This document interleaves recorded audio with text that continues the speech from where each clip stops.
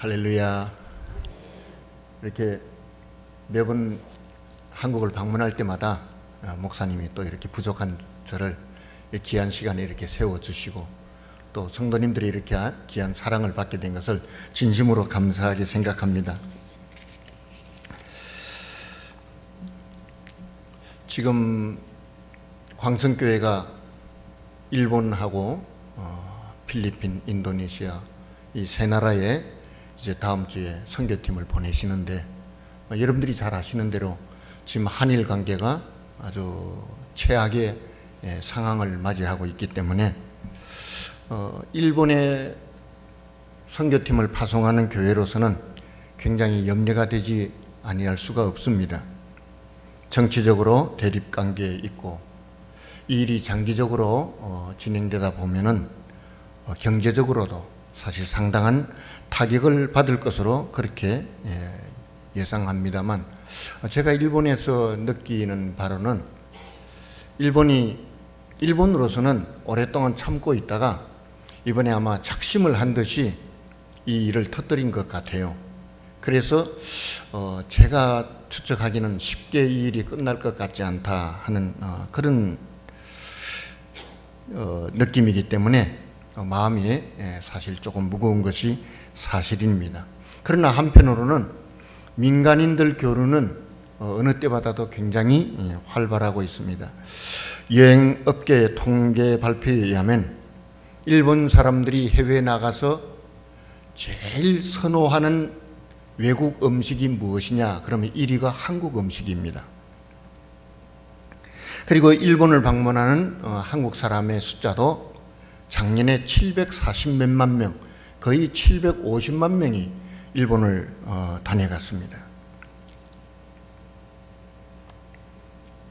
지난주인가 불과 며칠 되지 않는데 한국의 유명한 방탄소년단이 오사카에서 공연을 했습니다. 그런데 벌써 이 한일 관계 사건이 터지고 난 뒤인데도 이틀 동안 10만 명이 와서 그 공연을 보고 갔어요. 제가 일본 텔레비를 보니까 동네 아줌마들이 그렇게 많이 몰려갔었더라고요. 그래서 방탄소년단 노래를 듣고 온 소감을 텔레비에서 그렇게 얘기를 하는 거 보고 역시 정치하고 민간 교류는 좀 이 차원이 다르구나. 그래서 좀 사실은 좀 안심이 되기도 했습니다. 한국 사람들 입장에서 보면은 옛날에 36년에 일제 강점기도 있었고 그런 일들 때문에 70년이 지난 오늘날까지 일본이 계속해서 보상도 해야 되고 사죄도 해야 되고 그렇게 계속 요구를 하고 있는데, 제가 올해 일본에서 37년째를 이제 살고 있는데 안타까운 마음이 한두 가지가 아닙니다. 정말 양쪽에서 조금만 더 이해를 하고 가까이 다가가면 전 세계 어느 나라보다도 더 아름답고 좋은 이웃 관계가 없을 것이라는 그런 생각이 듭니다. 다시 말해서 일본 여행 가신 분들도 잘 아시겠지만 우리는 일본한테 배울 게 참 많습니다. 그렇다고 일본 사람이 한국 사람에게 배울 것은 없느냐? 그렇지 않거든요. 한국 사람들도 일본에서 볼 때는 배울 것이 많고 일본이 가지지 못한 아주 소중한 그런 감정들도 많이 가지고 있기 때문에, 그래서 두 나라가 정말 손잡고 친한 이웃이 되면은 이거는 치사가 아니라 전 세계에서 일본, 한국이 1등 가는 민족, 1등 가는 나라가 될 수 있다고 저는 확신을 합니다. 그만큼 한국은 한국대로, 일본은 일본대로 장점이 많고 서로 이해하고 용서할 수 있는 부분이 많다고 생각을 하기 때문입니다. 우리 대한민국은 일본의 피해자고 일본은 가해자니까 당연히 일본은 우리 대한민국의 빚진 마음으로 살아야 되고 양보하고 미안해하고 또 경우에 가서는 저 자세로 살아야 한다고 만일에 우리가 그렇게 생각을 하고 있다면 이 세상 어느 나라도 이웃으로 우리를 생각하는 나라는 없을 것이라는 그런 생각도 듭니다. 제가 며칠 전에 일본 경제신문을 보니까 요시다 가츠지라고 하는 사람을 소개하는 기사가 있었습니다. 이 사람은 이미 9년 전에 세상을 떠났습니다. 78세로 세상을 떠났으니까 아마 살아계시면은 이제 한 88세 정도쯤 되겠죠. 저하고는 아무런 관계도 없고 이름도 모르던 사람이지만 그 사람이 남기고 간 말이 제 가슴을 흔들었습니다. 히로시마의 원자 폭탄이 떨어지던 날, 그는 어린 나이에 그 폭탄에 일어난 불로 인해서 얼굴에 많은 화상을 입었습니다. 혹시 히로시마 원자 폭탄 박물관을 방문해 보신 분이 계시면 알 겁니다. 거기 보면은 그 폭탄이 떨어졌는데 그 열기로 인해서 이 살이 꿀처럼 몸에서 이렇게 떨어진 그런 인형들과 사진을 볼 수가 있습니다. 심지어 어떤 사람은 완전히 타버려서 아무 흔적도 남지 않고 그 사람이 앉아있던 은행 앞에 대리석에 앉아있던 그 자리가 이 카페트에 물 떨어졌으면 좀 검게 표시가 날 정도로 그렇게 완전히 형체도 없이 날아가 버린 사람도 있고, 이분도 그렇게 얼굴에 흉한 화상을 입었는데 그래도 용기를 가지고 사람들이 괴물이라고 손가락질 했지만 어떻게 사회생활을 하면서 결혼도 하고 아들도 둘을 낳았습니다. 근데 아이들이 이제 초등학교에 들어가서 공부를 하고 어느 날 운동회가 있었는데 이제 학부모로서 운동회에 참석을 했어요. 그래서 앉아 있는데 아들의 친구들이 하는 말이, 야, 너네 아버지 얼굴이 괴물이야, 괴물. 너무너무 흉측해. 볼 수가 없어. 아들에게 그런 얘기를 하는 겁니다. 근데 아버지가 조금 옆에 떨어져 있는 곳에서 그 얘기가 다 들려왔어요. 그래서 아버지가, 야, 내가 괜히 왔구나. 운동회에 내가 와서는 안 되는데. 그래서 아버지 마음이 굉장히 아팠다고 합니다. 그런데 그 다음에 아들이 하는 소리를 들었습니다. 무슨 소리야? 우리 아버지는 아무 잘못이 없었지만 원자 폭탄 때문에 얼굴이 저렇게 되었다고. 그래서 나는 하나도 무섭지 않다고. 우리 아버지 얼굴이 아무렇지도 않다는 겁니다. 그래서 그 아들이 하는 그런 말을 듣고 이 아버지가 용기를 냈다는 거예요. 그렇지, 내가 언제까지나 숨어서 지내고 사람들의 시선을 피해서 살아갈 것이 아니다. 그래서 그 아들의 말 한마디 용기를 넣고 일본의 원자 폭탄이 떨어져서 일어난 그 엄청난 참상을 자기의 그 흉한 얼굴을 가지고 가는 데마다 원자 폭탄의 그 무서움, 전쟁의 그 공포, 전쟁으로 인한 백성들의 그 망가진 삶을 간증하고 살다가 78세로 타기를 했다고 합니다. 사실 우리는 일본 사람들이 우리를 괴롭히고 가해자 나라로서 아주 원수같이 여긴 적도 있습니다만서도, 그러나 일본 군국주의가 자기 나라 백성이라고 대우를 해주고 자기 나라 백성이라고 사랑해 준 것은 아닙니다. 공산주의도 그렇고 군국주의도 그렇지만 자기 백성도 마찬가지입니다. 얼마나 많은 사람들이 일본 군국주의에 일본 백성들이 희생을 대고 오늘날까지 그 상처를 입고 살아가는 사람들이 일본 각지에 아직도 많다는 사실을 우리가 기억을 했으면 좋겠습니다. 진정한 평화가 어디서 온다고 생각합니까? 어떤 사람들은 우리가 경제력이 강해지면, 군사력이 세면 우리가 평화를 유지할 수 있다, 그렇게 얘기하는 사람들도 있지만 그렇지는 않습니다. 그러면 우리가 이웃과의 참된 평화는 어디서 얻을 수 있느냐? 먼저 상대방의 아픔을 이해해 줄 때 이웃과의 참된 평화가 거기서부터 시작된다고 생각합니다. 세계 2차 대전의 피해는 한국이나 혹은 중국만 당한 것이 아니라 남의 나라를 침략한 그 당사국인 일본 사람들도 우리 못지않게 엄청난 피해자라는 사실을 우리가 애써서 외면하고 있지는 않는가 싶어서 이런 말씀을 드렸습니다. 우리 교회 히가시우라 에이지라고 하는 올해로 만 90세 되는 일본 집사님이 수요일마다 저희 교회를 나오십니다. 주일은 섬기는 다른 교회가 있지만 수요일마다 저희 교회에 오셔서 그래서 예배 시간에 대표 기도도 하시고 연세가 한국 나이로 말하자면 이제 근 92세 가까이 되셔요. 그런데 이분이 오랜 세월 동안 1년에 한 번씩 하는 일이 있습니다. 2차 대전이 끝나갈 즈음에 미국의 폭격기들, 전투기들이 날아와서 그 오사카를 폭격하고 기관총으로 팍 공중에서 쏘면서 샥 지나갔는데 어린 나이에 그 모습을 보니까 사람들이 그냥 팍팍팍 쓰러지더라는 거예요. 그래서 그것이 평생에 어떤 잊지 못할 상처가 되어서 어떻게 하면 내가 이 사람들을 위해서 내가 할 수 있는 일이 없을까 고민을 하다가 7월달 되면은 그 엄청난 폭격이 있었던 그날을 그때 죽은 사람들을 기념해서 그 요도가와라고 하는 강이 큰 강이 있는데 한강 같은 강이 있는데 그 강둑에서 이분이 위령제를 지내기 시작했습니다.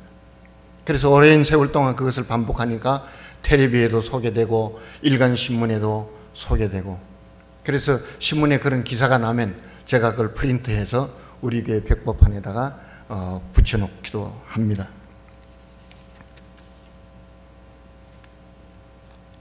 참 그런 것을 볼 때 일본 사람들이 비록 자기 나라가 남의 나라를 침략한 가해자 국가지만 이 사람들 속에도 우리가 이해하지 못하고 다 살펴보지 못한 아픔이 있구나 하는 것을 느끼게 되었습니다. 정말 참된 평화는 나도 괴롭지만 나 못지않게 저 사람도 지금 아파하고 슬퍼하고 괴로워하고 고통스러운 것을 애써서 감추면서 살아가고 있구나 하는 것을 우리가 이해해 줄 때 그것은 국가 간의 관계뿐만 아니라 이웃과의 관계도 하나님의 은혜 안에서 아름다운 관계로 이어갈 수 있다고 생각합니다. 인간은 하나님과 바른 관계를 맺으면서 살도록 그렇게 창조되었죠. 그런데 우리가 이웃하고 불화를 하면서 하나님과 어떻게 평화로운 관계를 이루어갈 수가 있겠느냐 하는 것입니다. 예수님도 우리에게 하신 말씀이 무엇입니까? 내 이웃을 내 몸과 같이 사랑하라 그랬거든요. 근데 우리는 우리를 사랑해주고 이해해주고 도와주고 늘 나를 우선시해주는 이웃이라면 얼마나 좋겠어요. 예수님은 그런 이웃만 사랑하라 그러셨겠습니까? 보기만 해도 꼴보기 싫고 미운 짓만 골라가면서 하는 아마 예수님이 내 이웃이라고 하는 그 단어 속에는 아마 그런 이웃도 포함되어 있지 않겠느냐 그런 생각이 듭니다. 우리의 초점을 하나님께로 집중하면 우리 눈에 역사의 가오라든가 내게 고통을 준 그런 것들이 보이는 것이 아니라 하나님이 창조하신 아름다운 생명이 보이고 그 생명들이 죄로 말미암아 고통당하고 소망 없는 미래로 인해서 절망하고 몸부림치는 사람들이 우리 눈에 보일 수 있다고 생각합니다. 일본은 우리보다 더 잘 사는 나라고 우리보다 더 큰 대국이고 그래서 우리보다 괜찮으니까 우리가 일본 사람들에게 심한 말을 해도 괜찮겠지. 그러나 그렇지 않습니다. 일본도 국민연금이 파탄이 날 지경이 이르렀습니다. 일본 국가가 천문학적인 빚더미 위에 앉아 있는 것이 사실입니다. 그런데 일본 사람들이 우리나라하고 다른 것이 무엇이냐? 아무리 생활이 어렵고 내가 억울한 일을 당해도 이 사람들은 때로 남의 탓을 하지 않습니다.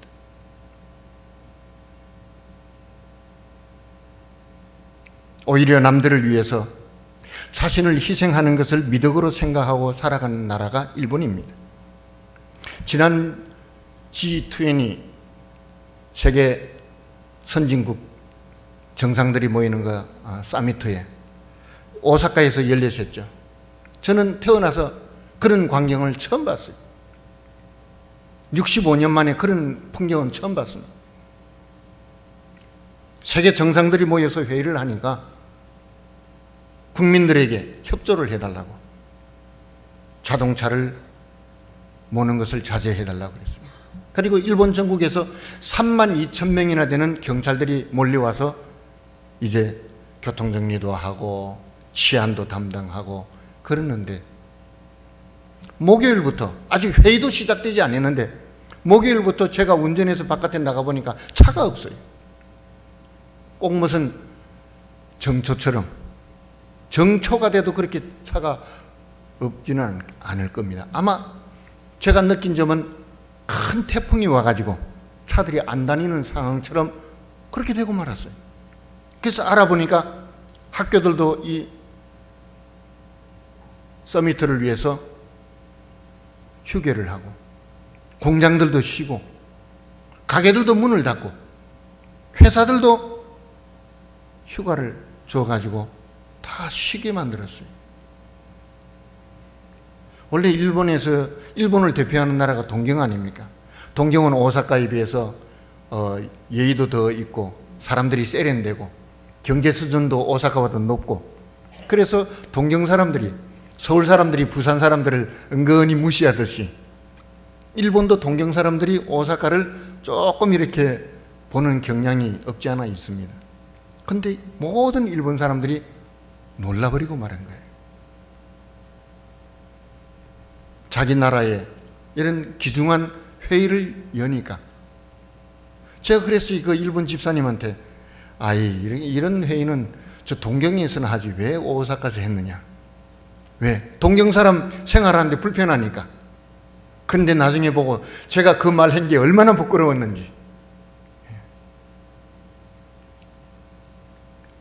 제가 그걸 보고, 만일이 일본하고 한국하고 싸움이 붙으면 우리는 100번 싸워도 이기지 못하겠구나 하는 것을 느꼈습니다.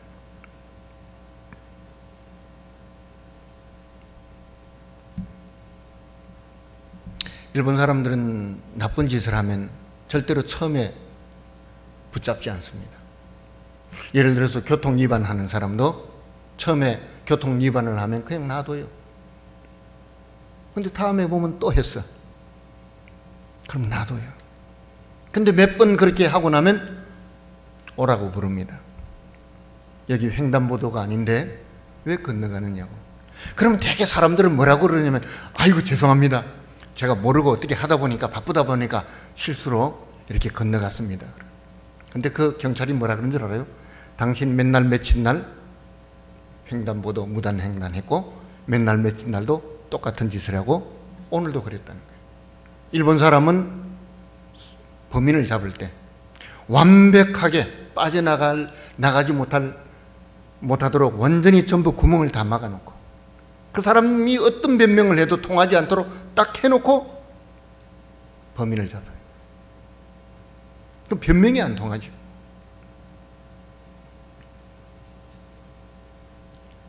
흉악범을 잡을 때도 경찰들이 공명심에 불타서 용감하게 먼저 달려들어서 1계급, 2계급 특진하려고 그렇게 하는 경찰은 일본에서 한 번도 보지 못했어요. 철저한 계획을 세우고 장기판에 조를 움직이듯이 조심조심 해가지고, 그래서 범인을 옴짝달싹도 못하도록 해가지고 잡아갑니다.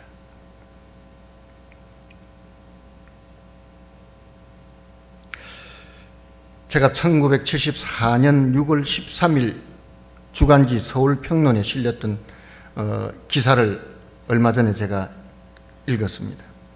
거기는 역사학자 아놀드 토인비가 이렇게 기록하고 있습니다. 우리는 인간이기 때문에 개인적인 이익을 추구한다. 그러나 어떤 단계에 이르러서는 그것을 중단하고 비록 내가 불만을 품고 있고 개인적 이익을 추구할 수 있는 그런 권리와 힘을 내가 가지고 있다 할지라도 더 이상 그것을 추구하지 않겠다고 말할 수 있어야 한다.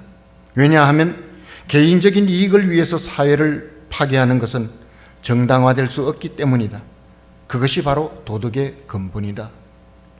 그 기사를 읽고 제가 감동을 받았습니다. 일본하고 한국이 이렇게 갑자기 사이가 나빠진 것은 아니라고 생각합니다. 우리도 많이 참았지만 제가 일본에 살고 있으면서 일본 사람들을 볼 때도 일본 사람들도 우리가 참은 만큼 참았다고 그렇게 느껴집니다. 근데 일본은 우상나라잖아요. 귀신인 나라잖아요. 우리는 하나님 믿는 백성들이 얼마나 많고, 그래서 일본의 후쿠시마에 지진 났을 때도 얼마나 많은 한국 사람들이 거기에 구호물자를 보내고 헌금을 했습니까? 이웃나라니까.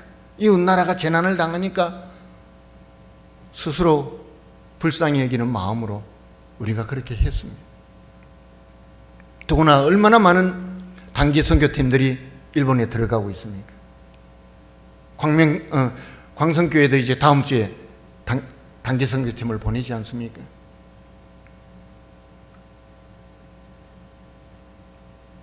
성경에 보면 예수님이 선한 사마리아인의 비유를 하셨죠. 사실은 도울 수 없는 관계입니다. 그런데도 불구하고 이 사마리아인은 원수 같은 유대인이 죽어갈 때 그 사람을 살려주었습니다. 선지자 요나도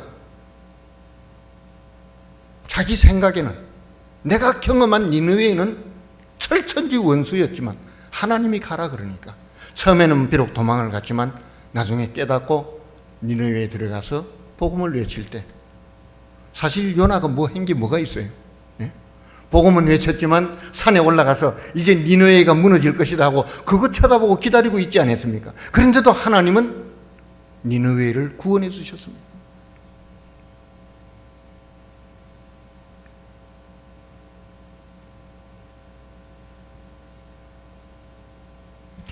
오늘 본문은 한 시대를 마감하고 새 시대를 여는 여호수아의 마지막 설교 내용이 기록되어 있습니다. 이 시대가 끝나면서 이스라엘에는 사사시대로 들어가게 됩니다. 그렇기 때문에 오늘 본문의 말씀은 이스라엘에게 있어서 새 시대를 여는 데 있어서 굉장히 중요한 메시지였습니다. 모세를 중심으로 출애굽과 광야 시대를 거치는 동안에 여호수아는 모세의 후계자로 세움을 받게 됩니다. 그런데 모세를 대신해서 가나안을 정복하는 것은 어떤 역사냐? 한마디로 말해서 전쟁의 역사입니다. 싸우지 않으면 하나님이 약속한 것을 얻을 수가 없는 상황이었습니다. 그곳에는 이미 가나안 7부족이 자리를 잡고 살고 있었습니다. 그들을 쫓아내지 않으면 하나님의 축복을 우리의 삶 한가운데로 가져올 수가 없는 상황이었습니다. 100% 전쟁 없이는 얻을 수 없는 땅이었습니다. 그런데 여러분, 전쟁을 하기 위해서 제일 먼저 필요한 것이 무엇이라고 생각합니까? 무기를 생각합니까? 물자를 생각합니까? 사람의 마음입니다. 전쟁을 치르기 위해서 제일 먼저 필요한 것은 우리 마음입니다. 마음을 강하게 하고 담대하게 하는 것이 전쟁의 시작의 제일 첫 번째 준비물입니다. 그래서 우리가 여호수아서를 1장을 펼쳐 읽으면 거기서 하나님이 여호수아에게 뭐라고 말씀하십니까? 강하고 담대하라 그랬습니다.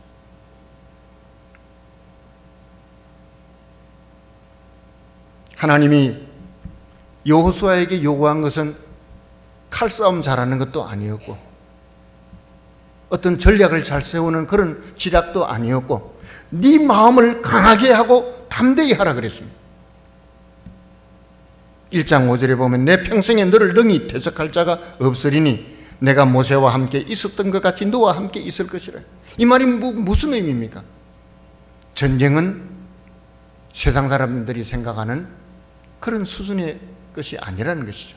무기를 최첨단 무기를 준비하고 많은 사람들을 불러 모아서 숫자를 늘리고 그게 전쟁의 준비가 아니라는 것이죠. 여러분, 그런데 우리가 마음을 강하게 한다고 됩니까? 슬픈 일을 만났을 때 사람들이 위로를 해주는데 위로가 됩니까?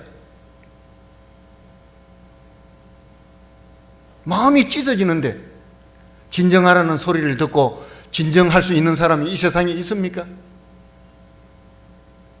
마음을 강하게 하고 싶어도 안 돼요. 그러면 우리가 어떻게 해야 우리 마음이 강해질 수 있을까요? 하나님이 나와 함께 하신다는 사실을 믿을 때 우리 마음이 담대함을 얻는 줄 믿기를 바랍니다. 사실 모세가 죽고 여호수아가 후계자가 되었을 때 여호수아도 굉장히 두렵고 떨리는 마음이 있었어요. 야, 저렇게 위대한 모세를 이어서 내가 어떻게 이 이스라엘을 다스리고 인도하고 하나님의 약속을 성취할 수 있을까? 사람들은 잘 몰랐었는지는 몰라도 여호수아의 마음은 너무너무 두려웠습니다. 하나님은 그것을 하셨기 때문에. 그래서 내가 너와 함께 하니 너는 두려워할 필요도 없고 떨 필요도 없고 낙심할 필요도 없다는 말씀을 그래서 주신 것입니다. 믿음의 사람 다니엘의 경우도 나라는 무너지고 성전은 파괴되고 이방 땅에 포로로 끌려갔으니 무슨 소망이 있겠습니까? 그러나 그는 함께 하시고 동행하시는 하나님을 믿었기 때문에 사자굴에 떨어져도 낙심하지 않았습니다. 두려워하지 않았습니다. 바벨론의 최고 가는 권력자들이 하나가 되어서 다니엘을 모함하고 죽이려고 해도 그는 두려워하지 않았습니다. 왜? 사자굴 속에서도 함께 하시는 하나님의 능력을, 동행하심을 체험했기 때문입니다.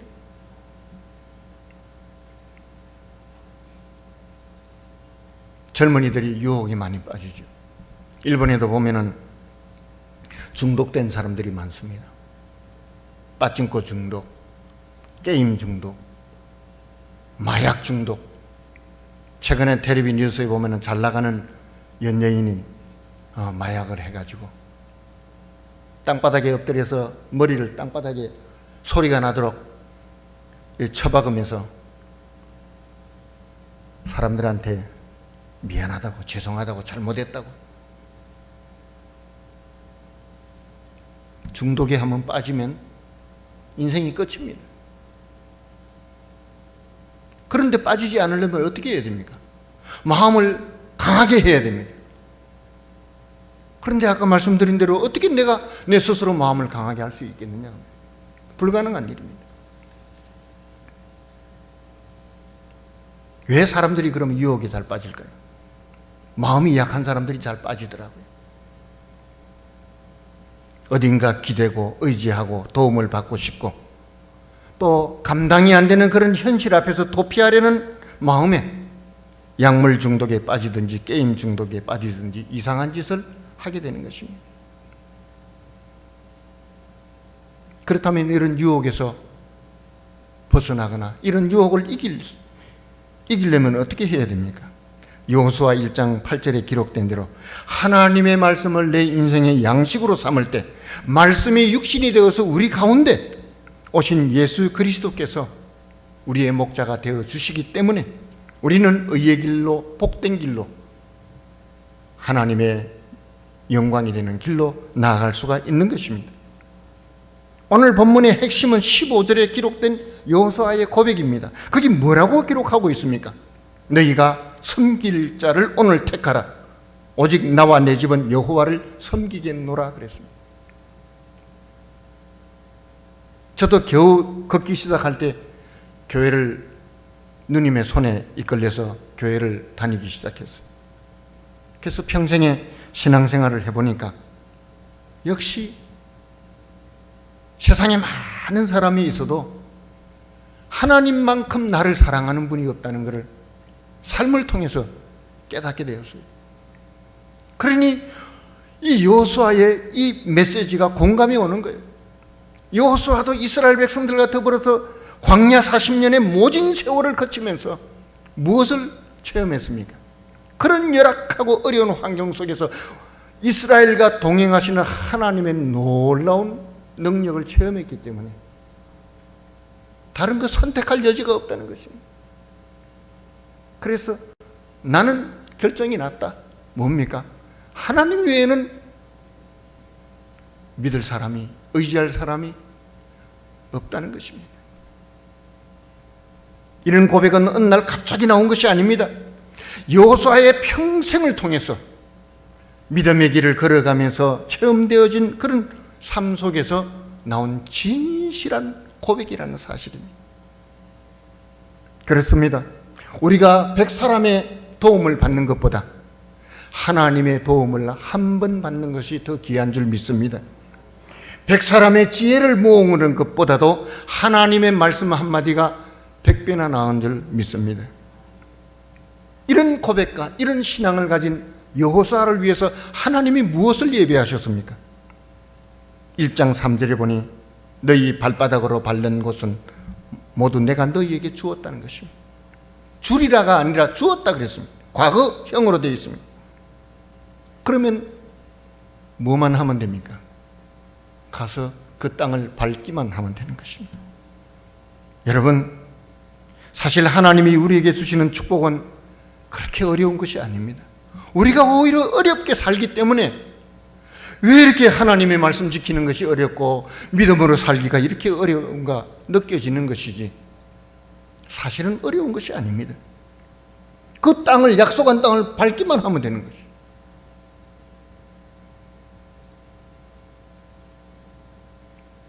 속된 말로 가서 발도장만 찍으면 됩니다.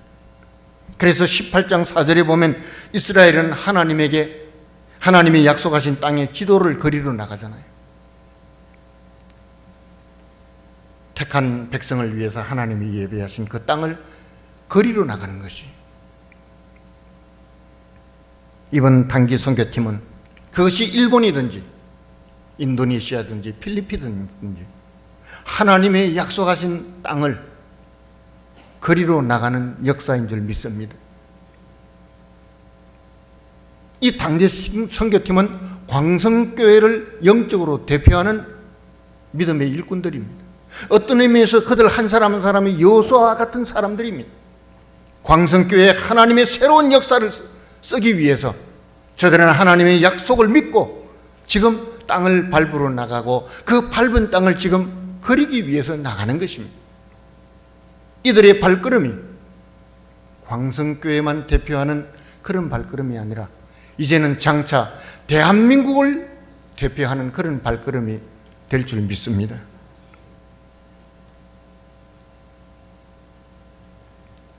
대한민국이 오늘날까지 이렇게 잘 살고, 일본 사람들은 정말 예의가 바르고 질서를 잘 지키는데 그 비결이 뭔 줄 압니까? 군대 가서 제식 훈련을 받듯이 그렇게 훈련으로 된 것이라고 생각합니까? 뭐 그런 부분도 없는 것은 아닙니다. 마음입니다. 무슨 마음일까요? 이웃을 배려하는 마음, 남에게 피해를 끼치지 않고 남에게 조금이라도 도움을 주고자 하는 그런 마음이 있기 때문에 저절로 질서가 지켜지고 저절로 양보가 되어지고 저절로 사람들을 이해하게 되는 것입니다. 대한민국의 부흥은 이런 일본 이웃을 우리로 하여금 복음화하라는 하나님의 지상 명령인 줄로 믿습니다. 환경과 조건을 두려워하지 말고 예비하신 축복을 소유하기 위해서 발로 밟고 그림을 그리러 나가면 우리의 발걸음을 막을 자가 없는 줄 믿습니다. 하나님은 죄가 많은 곳에 은혜가 더욱 넘친다고 하셨습니다. 광성교회 단기 선교팀이 일본 땅을 밟고 간 후에는 큰 복음의 역사가 일본 땅에서도 넘쳐날 줄 믿습니다. 아까도 말씀드렸지만 인생을 살아보니 하나님처럼 나를 사랑하시는 분은 없다는 것입니다. 그래서 여호수아는 항상 이스라엘의 선봉에 서서 싸웠던 사람입니다. 하나님이 일본을 품고 계시는데 우리가 언제까지나 하나님이 품고 계시는 그 일본을 정치적인 이슈 때문에 우리가 미워하고 똑같은 감정을 가지고 싸웠어야 되겠습니까? 아까도 제가 개인적으로 말씀드렸습니다. 싸움은 왜 일어나죠? 그 사람하고 나하고 수준이 똑같을 때 싸움이 납니다. 부모하고 자식은 싸움이 안 나잖아요. 근데 친구끼리는 수준이 똑같으니까 싸움이 나는 겁니다. 우리 속에서 분노가 나오고 우리 속에 잘못된 판단이 생긴다면 우리는 일본 사람 앞에서 자랑할 것이 없다고 생각합니다. 지금까지 우리가 신앙생활에 온 그 삶의 지금까지의 과정을, 그것은 다 무엇이란 말입니까? 평생을 하나님 앞에 살면서 나라와 민족을 위해서 기도하고 세계를 위해서 기도하고 이방 땅에 가서 복음을 전했는데 일본 사람들이 그런 어떤 정치적인 술수에 우리가 넘어가서 똑같이 우리도 미워하고 대적하면은 우리의 지금까지 하나님 앞에 살아온 삶이 도대체 어디로 간 것입니까? 하나님은 일본을 품고 계십니다. 사랑하고 용서하고 영적으로 변화를 일으킬 능력과 축복을 하나님이 이 교회에 주셨기 때문에 이런 어려운 상황 속에서 단기 선교팀이 다음 주에 출발한다고 생각합니다. 여러분들을 대표해서 나아가는 영적 지도를 그리고 영적 땅을 밟으러 나아가는 사람들입니다. 위에서 기도해 주시면 하나님의 큰 역사가 일본 땅에서도 이 광성교회에서도 풍성히 임할 줄 믿습니다. 기도하겠습니다. 아버지 하나님, 오늘 본문의 말씀은 인생 성자의 고백입니다. 그가 평생에 하나님 중심으로 지도자 모세를 섬기면서 하나님이 이스라엘에게 약속하신 그 언약을 성취하려고 그는 늘 선두에서 싸우던 장수였습니다. 아버지 하나님, 광성교회도 이웃을 품고 이제 일본 땅을 복음화한다는 이 참으로 원대한 포부를 품고 올해 세 번째로 선교팀을 파송합니다. 하나님, 저들이 가는 발걸음을 축복하시고 배후에서 기도하는 손길들을 축복하시고 일당천의 하나님의 놀라운 능력이 저들이 밟는 땅마다 사랑의 복음으로 꽃이 필 수 있도록 축복하여 주시옵소서. 예수님의 이름으로 간절히 기도하옵나이다.